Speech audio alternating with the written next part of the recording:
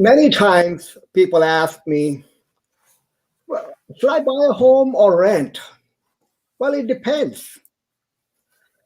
Today, I have with me Suzanne Barba, an expert CPA and taxation expert of more than 20 years, who has been guiding professionals, small businesses, and families all over with their taxation needs.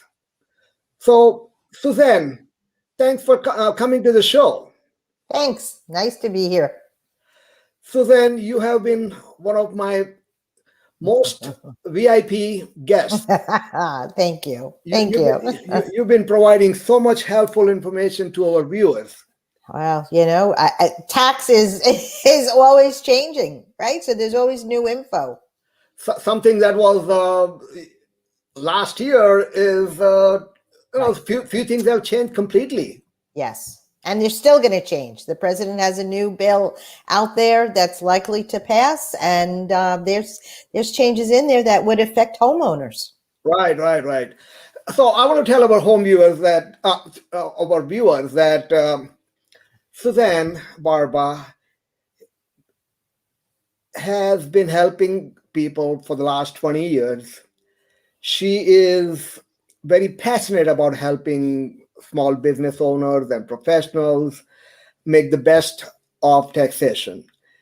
And she's an adjunct professor at Widener University and a member of Monmouth University's Business Council. The easiest way to get hold of Suzanne is going to her website, and I'll have that information on the screen in just a moment. Oh, I think you took the bat. Okay. Here it is. There it is.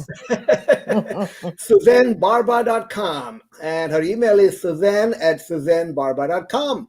Easy. Absolutely. On our website, you can say contact me, and you can set up an appointment, and she'll be very happy to help you out. Definitely. Yeah. So, Suzanne, when people ask me whether I should buy or rent, I ask them about, how long they're planning to live there and whether their job situation, their business situation, if they are new to the area. All the factors determine whether they should buy or rent. And there is no right or wrong answer. Nope. No. While buying definitely provides you so many more benefits, which we're going to talk about today, for some people, renting is the way. So let us dive in and start talking about why should people buy? Right. So Bipin, you're absolutely right. There's many reasons to buy. But you know what? It's all personal decisions, and it's not just. And granted, I have my tax hat on, and it's not all about taxes, right? It's certainly about your overall lifestyle, because beyond any tax advantages there might be, owning a home is a lot of work, right? It's a lot of work compared to renting, where you just kind of don't have all the responsibilities that you have for a home, but there still are a lot of advantages from a tax perspective to owning a home, and that is assuming you have a mortgage on your home, and that's assuming that you pay real estate taxes. But when you think about it, right? So when you buy your home, that's probably your biggest asset, right? For most of us, that's the biggest purchase we're going to make. And thinking about it, right, you have to figure out how much does the house cost you. So you're going to start off with what did you pay for the house, the sales proceeds, and then at closing there's probably other things that you're paying, including your realtor's commission, and all of that goes into your cost, which is known as your basis. So that's where you start. And then you say, well, why is this important for me to know that? Well, it's important because probably at some point you're going to sell that house. And what you want to make sure is that you're not giving more money to the taxing authorities than you need to. Right. And, as you rightly said, you have to consider what your expenses are. Again, if you are a home buyer, you're not paying commission. The realtor services are free to you. So that is one thing to remember. You only pay for realtor commission when you're selling the home. You're right. You're right.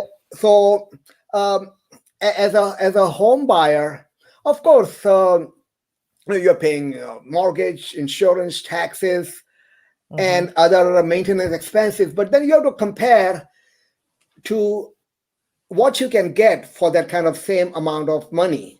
Are you going to get a big house and a big yard and a lot of space, a lot of privacy, and which all are the perks of being a homeowner. Yeah. So when I think about it, right, you had said comparing, renting versus buying. And if you put the two side by side, so on your mortgage, like, what you pay every month, that's probably going to be a fixed amount. Yes. If you have rent, right, it's likely going to go up every year, right? And then you say, well, what are my maintenance costs?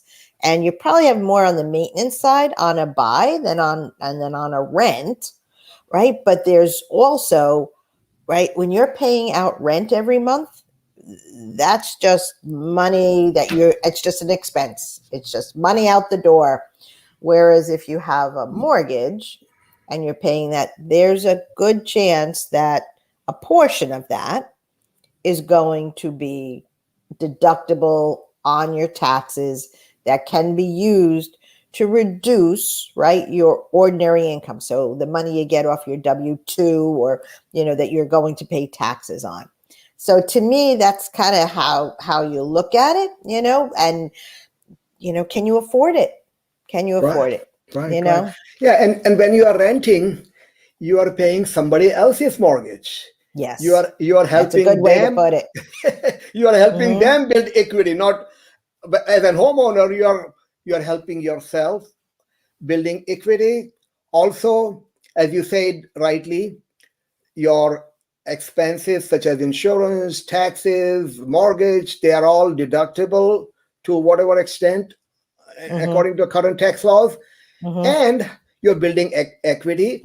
Also, over time, home prices, if they go up, which they do in most cases, right, you are getting appreciation. You're building your asset. Right? Absolutely. You don't have an asset if you rent. You only have an expense. Right. The mortgage rates are so low and have been so low for quite a while. I think there could be a tendency to overbuy, and right, at least as a new home buyer, you just want to buy what you can afford. Right. Don't get carried away that, look, I could get this big of a mortgage and buy this big house. That's hard. Yeah. You don't want to be house poor. No. No. Now, I'm also seeing that some of the buyers are saying, but I have to pay more for the house because of the seller's market we are in. Yes. Things are settling down somewhat. It used to be crazy last year and earlier part of this year. Things are getting a little better. So people are not paying as much in a home when buying a home. There is still price wars and bidding. However, I tell my buyer clients that, agreed, you may be paying a little bit more. However, with historically low interest rates that are under 3%, and this is like in last 50 years, this has been the best time to buy. Yes. So if you just break it down, you will come out ahead, even if you have to pay a little bit more for the house. But your mortgage, the difference that you would pay because of the lower mortgage rate is minimal. Yeah. Yeah. So when I hear, because I've heard those stories, right? Oh, I paid $50,000 off of, the asking price. You're right. When you break that out, let's say you get a 30-year mortgage. When you break out that extra $50,000 over 30 years, right? It's a Peanuts. pittance. Yeah. Yeah, it's a Yeah. peanuts. Yeah, yeah. And I would add, I just read, the Federal Reserve is looking to raise interest rates in 2022. So as the Federal Reserve raises interest rates, mortgage rates go up as well. So just something to look at on the timeline. Absolutely. And with these low rates, they have lasted for as long as they have. And Yes. nobody can guarantee what the rates will be tomorrow. But Mm-hmm. from what it looks like, nothing stays low forever. Right. No. And we'll see a change, as the economy changes. If the Federal Reserve doesn't feel that they need to boost up the economy like they have been because of COVID-19, Mm-hmm. right? There's a good chance interest rates will go up because Right, right now they're like at nothing. Oh, absolutely. Anyone could tell that who has a savings account. Yeah. You're Absolutely. getting nothing on your money. Mm-hmm. Right. So, you want to tell our viewers more about tax savings? What kind of Sure. savings can they gain by being a homeowner? Yeah. So, thinking about buying a home and owning a home, for me at least, it comes down to what are you going to get on your taxes? And for most people, right, the idea of itemizing your deductions on your tax return, putting your deductions on Schedule A is a step, right, toward a more complex tax return. But using that Schedule A is how you get to deduct your home mortgage interest. So when you take a mortgage out, right, for a bank, a mortgage company, every month you make a payment. And when you make that payment, a little piece of it goes to pay down your mortgage, and probably a bigger chunk of it goes toward interest. The bank accumulates all those payments during the year. At year end, they will give you a statement. It's called a Form 1098. They will give it to you. They also give it to the Internal Revenue Service that says this is how much home mortgage interest you paid. And if they pay your taxes, they will also tell you how much you paid in real estate taxes. That goes on to your Schedule A. And let's say you paid, I don't know, let's say you paid $25,000 in home mortgage interest, which you say, well, that sounds like a lot of money. Well, it really isn't, because a $2,000 a month mortgage payment at the beginning, probably most of that is interest. Right? So it's not hard to get to that threshold. But you would take that home mortgage interest, and then what else is on there are real estate taxes. So today there's a cap on taxes, right? It's a $10,000 cap on your Schedule A. That includes the state income taxes that you pay. It also includes your real estate taxes. So let's just use $10,000 because I think in Chester County, $10,000 is a pretty good number for real estate taxes. You would take your $25,000, say, from what you've paid in mortgage interest. You'd take your $10,000 in real estate taxes. So that gets you to $35,000. The other things that are on Schedule A are your your health medical deductions. So that's a pretty high threshold, but if you get over that threshold, you get to include your medical expenses, charitable contributions. Take all those, and let's just say for this example, we are still at $35,000. If you're someone who has earned $50,000 during the year, you would pay tax, right? Essentially on $50,000 minus the itemized, minus the standard deduction. What you'd be able to do with itemized deductions is you would take 50, the 35 would reduce it. So that brings you down to $15,000, right? That's what your taxable income would now be. It would be $15,000. So you would be able to save the taxes you would otherwise have paid on your $50,000 of income if it were taxed fully. Now, there is a standard deduction. So if you don't do all the Schedule A, and let's say you're married, your standard deduction this year is going to be, about $25,000, but you're getting that extra $10,000. So you're able to save.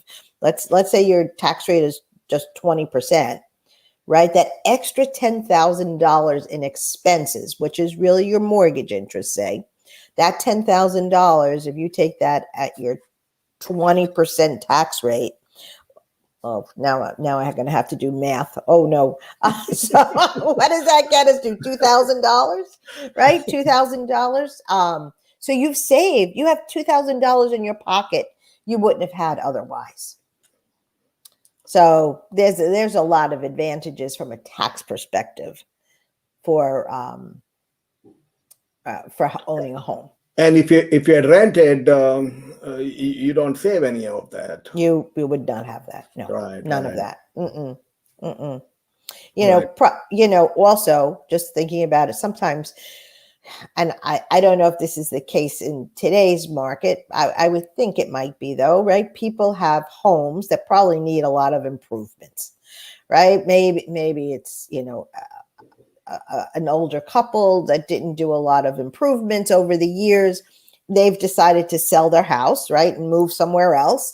Another couple comes in, or a single person comes in to buy that house, and they say, okay, I love the bones of the house. However, right, it needs a ton of improvements. The kitchen needs to be updated. The bathrooms need to be updated. And what they do is they take out a larger first mortgage, or they take out a home equity loan, Mm-hmm. right? So that home equity loan, if it's being used to buy, to build, to improve that home, you also get that as a mortgage interest deduction. Right.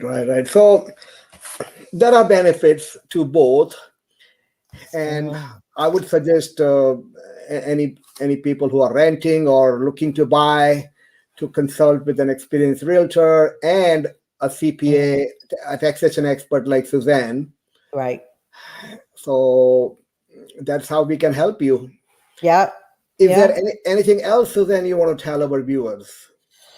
Well, certainly there are changes coming down the pike in the tax laws that would impact a homeowner.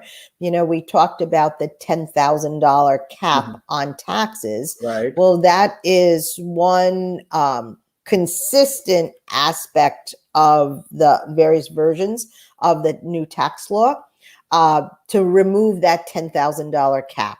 So for people who live in this part of Pennsylvania, where real estate taxes could be high, that's a really good thing. That means that, you'd be able to deduct your state income taxes plus your real estate taxes, and you wouldn't be stuck at that $10,000 level. You'd probably be able to deduct them in full.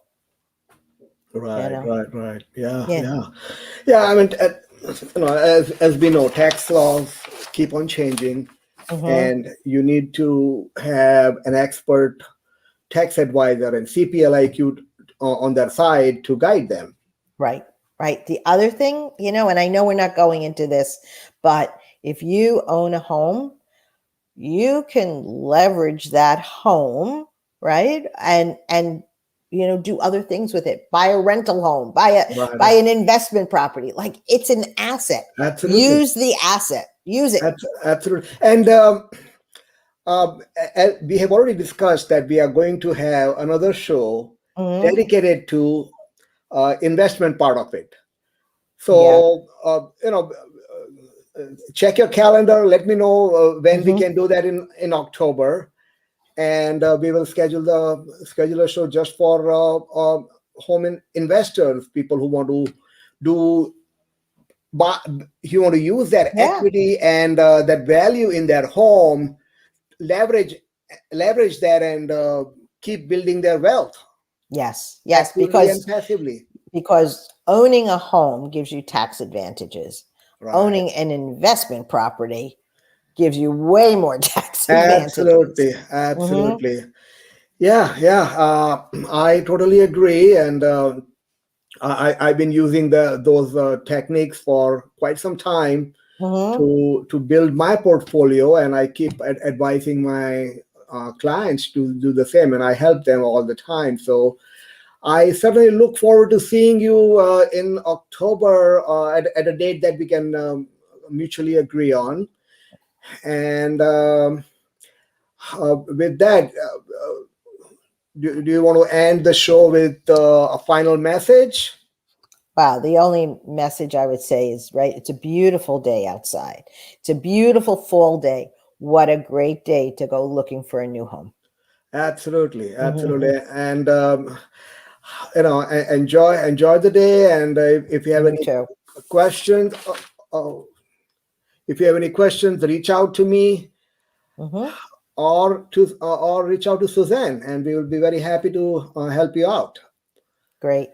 Thank you, Bipin. Thank you, Suzanne. And to our viewers, I just want to say that we do this Small Biz Spotlight Show every Saturday at 10 o'clock. We bring in a local expert, helping the community get information that they need. And I try to answer questions and bring in experts based on the feedback I receive from my viewers. So next Saturday, we will have another guest talking about things of interest to the community. And if you know anybody who may be interested in being a guest on our show, please reach out to me. My contact information is on the screen. And again, as I said, Suzanne would be back with us very soon to talk about all things investment in a home. Suzanne, thank you very much again for joining me. I really appreciate you being always there for our viewers, our audience, and our residents here to guide them in all things taxes. Happy to do that. Nice to see you also. Nice to see you. Thank you very much. Enjoy the beautiful day. You too. Bye. Okay, bye.